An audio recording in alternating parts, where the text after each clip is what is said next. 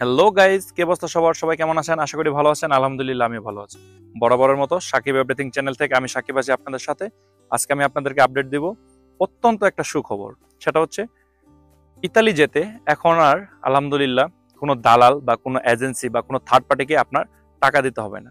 And then খুব অল্প সময়ে এবং অল্প খরচে আপনারা চাইলে ইতালি যেতে পারবেন।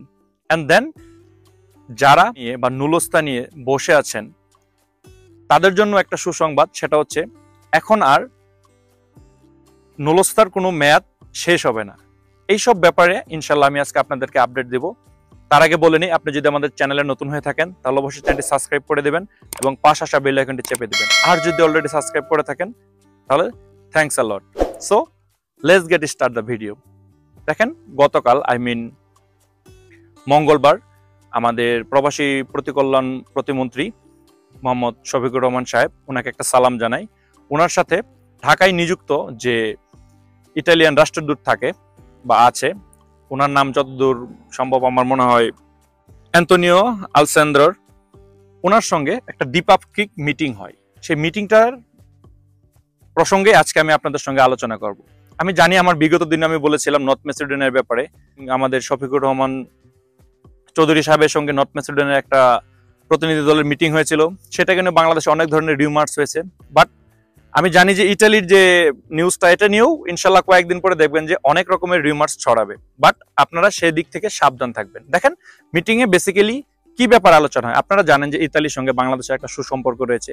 সেই সুসম্পর্কটাকে দৃঢ় করার জন্য এবং মোটামুটি অবৈধ অভিবাসন যে প্রত্যাশীগুলা ইউরোপে আশ্রয় নেয় তার বেশিরভাগই ইতালিতে আশ্রয় নেয় এবং বেশিরভাগ বাংলাদেশ থেকে যায়। আপনারা জানেন যে ইটালি এবং যে ইউরোপের যে অন্যান্য দেশগুলো আছে তারা এই অবৈধ অভিবাসন প্রত্যাশী ঠেকানোর জন্য কঠোর একটা পদক্ষেপ নিয়েছে। যারা অবৈধভাবে যাবে তাদেরকে আলবেনিয়া পাঠিয়ে দেবে। সো এইসব ব্যাপারে যাতে অবৈধ অভিবাসন প্রত্যাশীগুলো আসলেই ঠেকানো যায়, এর বিকল্প রাস্তা হিসেবে এখন বর্তমানে ইটালিয়ান গভর্নমেন্ট বাংলাদেশ থেকে লোক নিতে চাচ্ছে এবং সেটা খুব সহজ প্রক্রিয়া। বাট সেটা কবে নিবে, কখন নিবে, সেটার কোনো ঘোষণা হয়নি। আমি জানি যে কিছুদিন পর হয়তো কতিপয় কয়েকটা এজেন্সি আপনাদেরকে বলবে যে সরকারিভাবে ইতালিতে লোক নিচ্ছে এক্সেক্টা বিভিন্ন ধরনের রিমার্স হবে। বাট সেসব থেকে দূরে থাকবেন। তো এবার আসা যাক মিটিং এর যে বিষয়টা, সেটাই। ফার্স্ট অফ অল, যারা নতুন যাবেন তাদের জন্য এখন আপনি ইতালি যেতে চাইলে ইনশাল্লাহ আপনার আর কোনো থার্ড পার্টি, কোনো এজেন্সি, কোনো দালাল কারো দ্বারস্থ হতে হবে না। আপনি চাইলে আলহামদুলিল্লাহ সরাসরি ইটালিতে যেতে পারবেন। তার জন্য আপনার কত টাকা খরচ হতে পারে, বেসিক্যালি সেটার জন্য খুব অল্প পরিমাণ যে ট্যাক্স থাকে সেই একটা ট্যাক্স দিতে হবে এবং যে প্রসেসিং যে ফিটা থাকে সেটা দিতে হবে। এই দুইটা জিনিসের উপর ডিপেন্ড করে আপনি যেতে পারবেন। বাট সেই প্রসেসিংটা কিভাবে হবে, কখন হবে, ইনশাল্লাহ সেটা পরবর্তী আপডেট পাওয়ার সঙ্গে সঙ্গে আমি আপনাদেরকে জানিয়ে দিব। আর সবচেয়ে বড় কথা হচ্ছে, তারা বারবার একটা কথা বলতেছে, সেটা হচ্ছে যে বাংলাদেশ থেকে যেন কোনো অবৈধ অভিবাসন প্রত্যাশী ইতালির দিকে আর মুভ না করে। তাদের জন্য বিকল্প রাস্তা হিসেবে খুব কম সময় এবং খুব স্বল্প টাকায় ইতালি যাওয়ার ব্যবস্থা করে দিবে ইটালিয়ান গভর্নমেন্ট। এটা ছিল নতুনদের জন্য যে আপডেটটা, সেটা।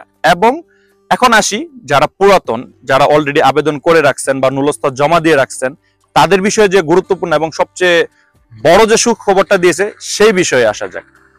সেই বিষয়ে আসার আগে আমি আপনাদেরকে একটা রিকোয়েস্ট করে রাখি, সেটা হচ্ছে ভিডিওটি যদি আপনার ইনফরমেটিভ মনে হয় এবং ভালো লেগে থাকে তাহলে অবশ্যই লাইক, কমেন্ট এবং শেয়ার করবেন।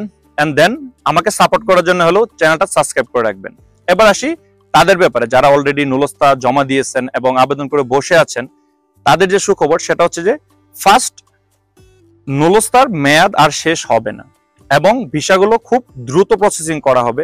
আপনারা জানেন বিগত দিনে অনেক ফাইল জমা রয়েছে এবং আমাদের ভিএফএস যে গ্লোবাল অফিস, সেখানে কেমন দুর্নীতি এবং কি অবস্থা ছিল অ্যাপয়েন্টমেন্ট, সবকিছুর উপর বেসিস করে তারা একটা আপডেট দিয়েছে। সেটা হচ্ছে যে এখন আপনি চাইলে মোটামুটি আপনার যে নুলস্তাটা থাকে সেটা আর মেয়াদ শেষ হবে না। সো এখানে অ্যাপয়েন্টমেন্ট পেতে হয়তো বা আপনাদের কিছু সময় লাগবে, বিকজ বিগত দিনে অনেকগুলো ফাইল জমা পড়ে আছে এবং যেহেতু অবৈধ অভিবাসন প্রত্যাশী বন্ধ করে রাখছে বা চেষ্টা করতেছে, তার জন্য তারা নুলস্তাগুলোর উপর বেশি একটা ফোকাস দিচ্ছে।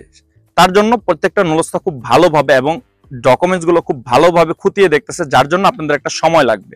সো আমি আশা করি যে আপনারা একটু দেরিতে হলেও ইনশাল্লাহ অ্যাপয়েন্টমেন্ট পাবেন এবং ভিসা পাবেন। বাট সবচেয়ে খুশির যে খবরটা সেটা হচ্ছে যে আপনি এখন আর ভীত সন্তুষ্ট হওয়ার কোনো কারণ নেই যে আপনার নুলস্তার ম্যাচ শেষ হয়ে যাচ্ছে, আপনি ইতালি যেতে পারবেন না, আপনি অ্যাপয়েন্টমেন্ট নিতে পারছেন না, এক্সেক্টা। সো এটা আমাদের যারা আবেদন করে রাখছেন তাদের জন্য অত্যন্ত একটা সুখবর বটে।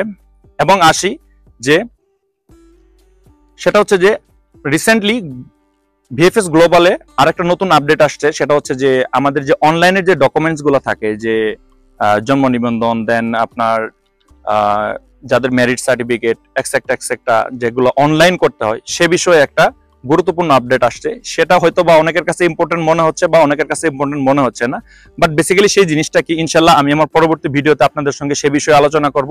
বাট ঘাবড়ানোর কোনো কারণ নেই, এটা জাস্ট একটা আপডেট মাত্র। এর জন্য কি সুযোগ সুবিধা হবে বা কি প্রবলেম হতে পারে সে বিষয়ে নিয়ে ইনশাল্লাহ আমি আমার পরবর্তী ভিডিওতে আলোচনা করব।